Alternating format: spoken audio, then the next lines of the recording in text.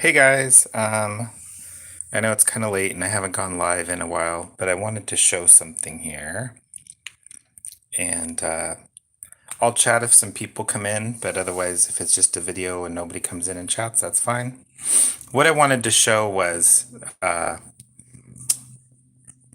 something that I've researched a lot in my financial career in my life, and that is that I believe the housing market and everything that it leads into. So, not just house sales and building, you have the mortgages, and you have the realtors, and you have the stagers, and you have the construction people getting the house ready to be sold, and you have title, and you have escrow, and you have banks.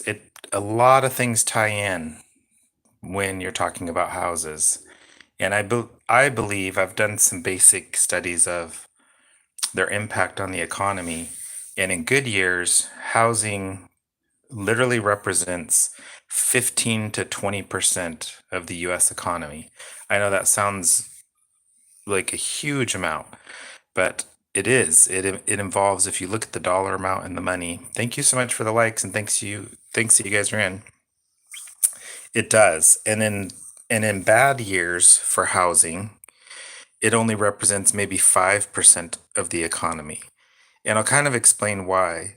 And so this is a video about housing, and the way that they're tricking us with the information out there so that they can make the numbers be what they want is they're using the term seasonally adjusted a lot, and they're changing the seasonally adjusted information. And why that's important I want to show here. So this is in 2020, it is estimated that the total amount of mortgages was $4.3 trillion. Now, mortgage is written by a bank that doesn't have that money. They just write you a loan. So they create a debt instrument that then you now make payments on. So $4.3 trillion was created by the banks in 2020. The whole economy is only 20 trillion. So that right there was 20% of the economy creating that money. 2.8 was refinances, 1.5 was purchases. Then we click over here. We have some different numbers for 2021. Here is one estimate that it was 3.93 trillion. So it went down some in 2021 versus 2020.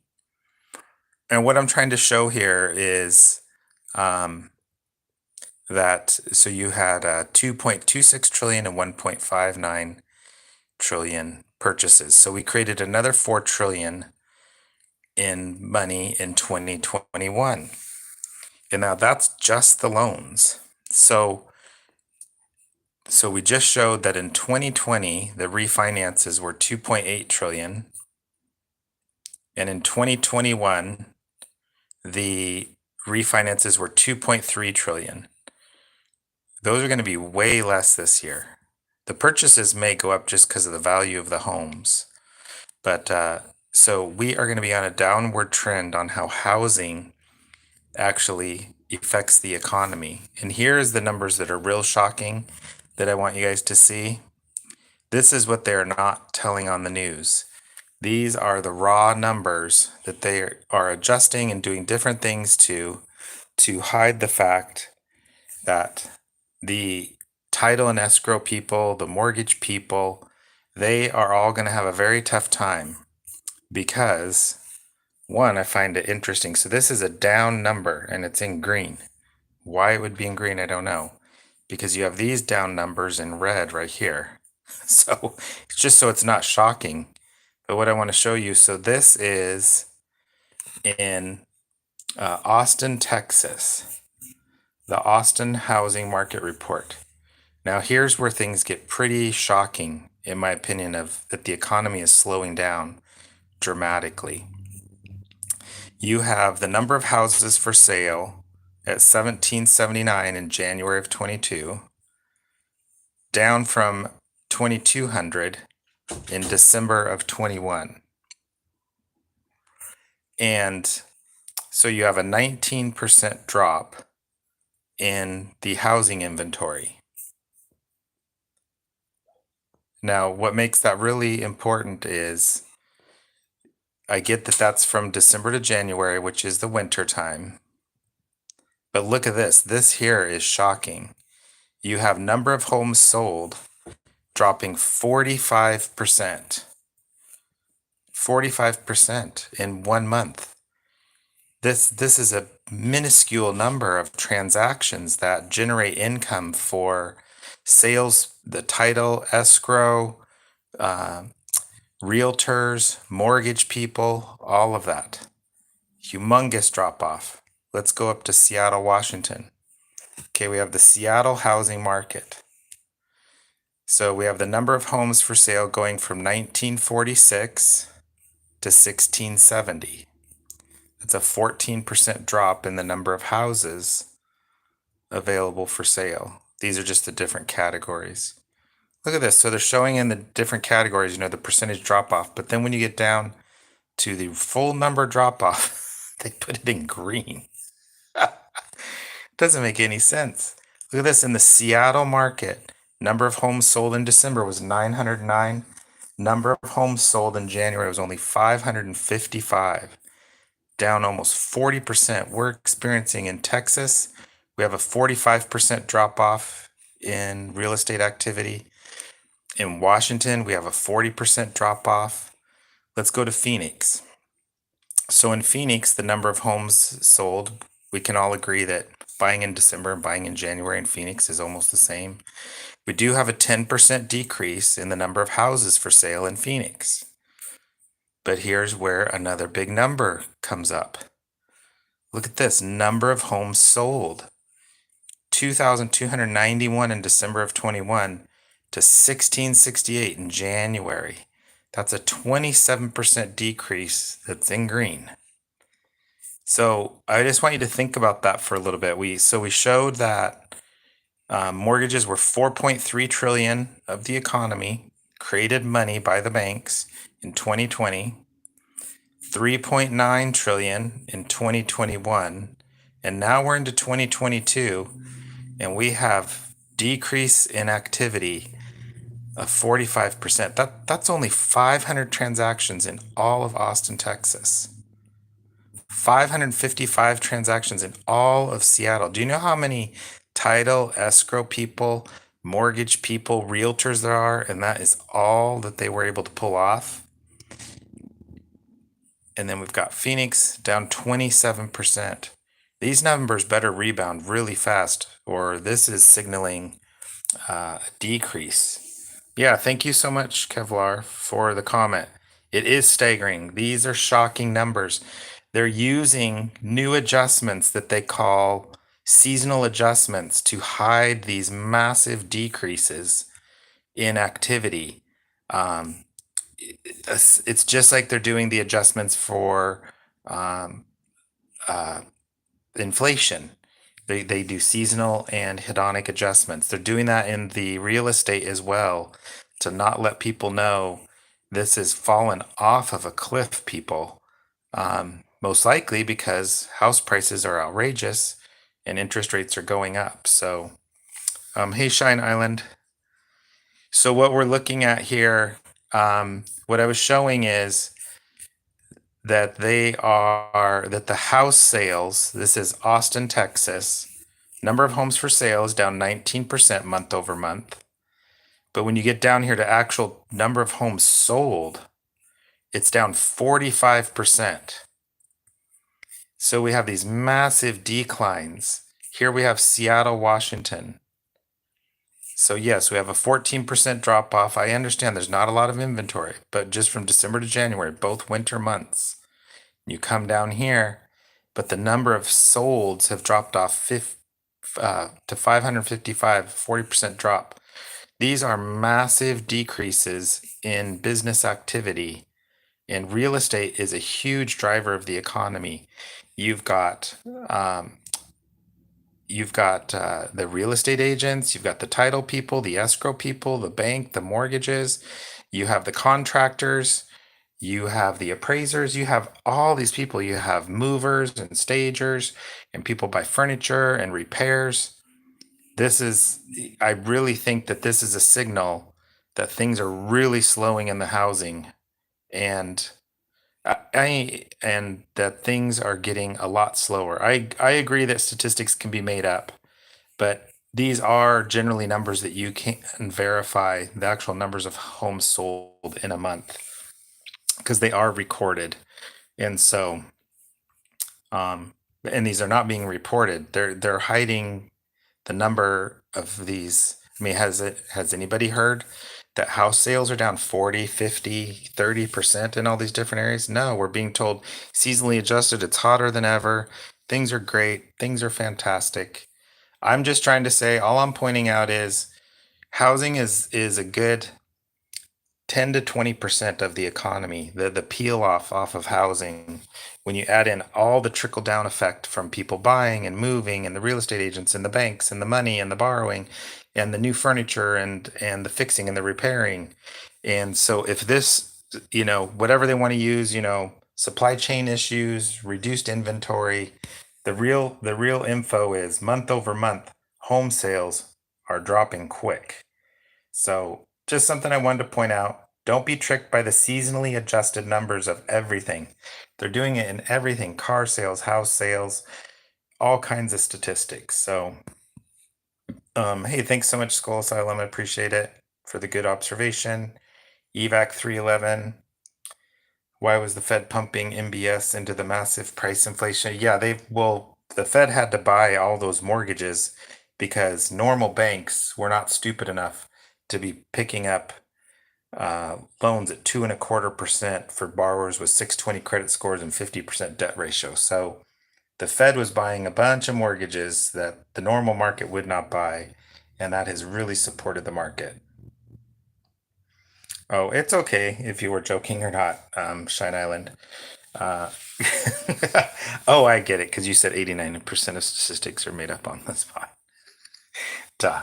I just saw statistics are made up, and I was thinking, that as well. So, yeah, I was just wanting to point out, don't listen to the season adjusted, look at the actual numbers of activity.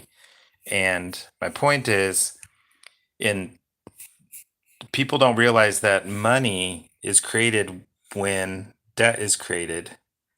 And that's what this is here. In 2020, 4.3 trillion new loans were written by banks. So that was new money pumped into the system that didn't exist. Joe Blow walks over and buys Betty Brown's house that she has paid off and pays $500,000 for it and gets a mortgage. That is a $500,000 of new money that was just created out of thin air. She got, and that borrower now owes it. In 2021, we had 3.93 trillion. So we had about a 10% drop off from 20 to 2021. And there's a good chance that these numbers could go down to 1 million in refis and 1 million in purchases. And you're talking about the housing industry that represents 10 to 20% of the economy experiencing a 50% decline in business activity. And that's going to be a real drag on the overall economy. So just wanted to point that out. Appreciate you guys' comments a lot. So um, thanks for the hearts. Thanks for the thumbs up. And yeah, just wanted to share that information that I came across it a week ago and wanted to get that out there that even in Phoenix, hot Phoenix, here's the number. The number that they're talking about is inventory's low. Which inventory is low? Number of homes for sale. Normally it's about double this. It's down 10% month over month. But at the same time, actual closings are down 27% month over month. That's shocking. Austin, Texas, you have a 45% decrease in actual closings. So even though you got a 20% decrease in houses, the actual final business, no money's made by listing a house. Nobody gets paid in that. They only get paid when it closes. So just wanted to point that out, you guys. And I don't know if you know, I got back into the mortgage business. I've also been in finance my whole life since a young age. Love talking about it.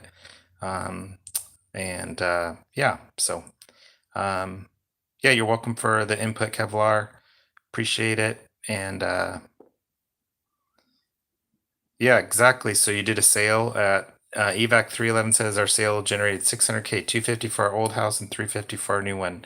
Exactly. And then that money trickled through the system. So when people talk about money in the system and not understanding the reason that the economy booms, not always, but a huge factor in the reason the economy booms and the stock market goes up is when interest rates get really low, people refinance and buy. And that is new money created out of thin air that then not just, it goes into companies, it goes everywhere. That money goes everywhere. So, us having just come out of a cycle of 2.5% interest rates, and if we don't go back there within the next couple years, not saying I think we will at all, but the money creation by banks in the mortgage game is going to decrease, which is going to draw out a few percent out of the economy, and that's going to be a drag. Which our economy is based on growing 2, 3, 4% a year. So should an industry as housing be a 5% drag, that's a recession. There's no way of overcoming that, even with higher prices. And I actually think that's why the government is pro higher prices, because they mask over a deflating economy. I don't remember what the exact numbers were last year, but I can see that inflation was 10% easy in 2021, if not more. Let's just say it was 10%. I think they say the economy grew 7%. Well, frick, that means the economy didn't grow 7% because they do that on a nominal GDP number. That means if the price of everything went up 10% and the final numbers only grew 7, the economy actually shrunk 3% last year. It was only prices that buoyed it up. So we are actually in a shrinking economy based on hard volume of items and products. So yeah, you guys are so welcome. Um, yeah, I mean, we are in the middle of Shine Island says, wasn't the Fed yakking about crashing the market? I am leaning more towards that direction, that the Fed doesn't actually care at this point. I believe all the signals that they gave us, Elon Musk and these different people talking about selling out of their stocks, that let me see if like I said, I told people, I made videos to get out in November and December, um, the stock market. Now, the Fed could definitely just turn them right around. They could say we're not hiring, upping anything, and we're going to pump a bunch of money in. Um, Nasdaq market. But at this moment in time, it definitely looks like their game plan is to tighten things up and make it fall. So yeah, the Nasdaq's getting pretty significant here, on the downside. You're talking, see back here in November, it was at 16,000, even December, just shy of 16,000. Sorry about that, guys. Now we're down. We had that huge drop off at the end of January, tried to rally back up, coming down again. So we are off a good 15%, the stock market. Some of the other indices only about 10%. Yeah, Kevlar, yeah, it was obvious that stocks were going to go up until the Fed stopped. I mean, the Fed was pumping in 200 billion a month. I don't think people understand what that number is in relation. That's the equivalent, the way I like to look at it. And that was just the Fed. Hey, Sean, when you add in the mortgages being created at a rate of 350 billion a month, that's new money. There was 600 billion a month of new money being pumped into the system, and that it's a $20 trillion system. So that is 2% per month. So that'd be equivalent. Just think of your household family, and let's just say your family makes 100,000. So, or let's just say your family makes 8,000 a month, so 96,000 a year. But can you imagine? So 2% of your 96,000, the Fed was basically putting another. That would be like if you had, oh my gosh, I'm messing up here. 25%. No, it'd be the equivalent of, yeah, 2,000 a month. Yeah. So if can you imagine if you went to work, same job, 8,000 a month, and then all of a sudden you were getting an extra 2,000 a month and you had to spend it. That's basically what the Fed, the Treasury, and the mortgage market was doing. It was handing out an additional 20% on top of the economy's money. Well, there's no way that stocks can't go up, used cars go up, lumber go up, oil go up. That money's just showing up. So yeah. Um, all right, you guys, I appreciate it so much for coming in. Thanks again, and I'll talk to you soon.